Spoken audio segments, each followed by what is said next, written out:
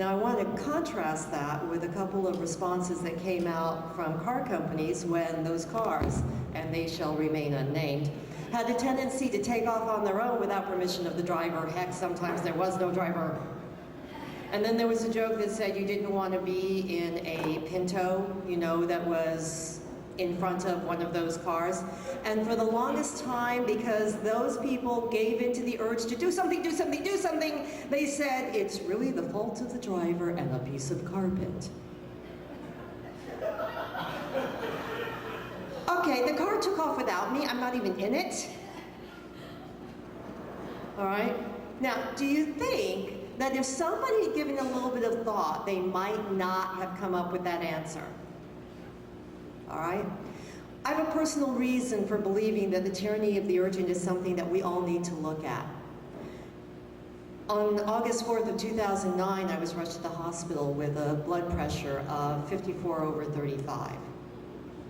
I got to tell you, I understand. My understanding now is, my understanding then was a little sketchy.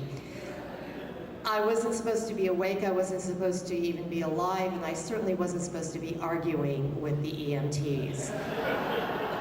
Well, you know, I'm not shy. We get to the emergency room, they're trying to figure out what's wrong, and they find that this patient of theirs has a wee bladder infection. So right there and then, some nice young man just plunges a needle into my arm and shoots me full of an antibiotic for the bladder infection. It is a copper-based antibiotic. Do you know how antibiotics work when they're put into your body with a hypodermic needle? They count on your blood to carry it through you. I'm telling you, when your blood pressure is in the 50s, over the 30s, your blood is not moving very quickly. That stuff wasn't going anywhere.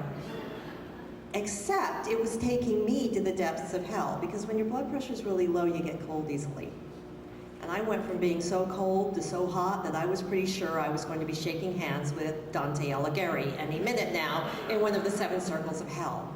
When everything was over, and since I'm here, we're good, I thanked the young man. He said, "Don't thank me, I made a mistake." I said, "You will never make that mistake again." Ladies and gentlemen, join me in the tyranny of the urgence revolution.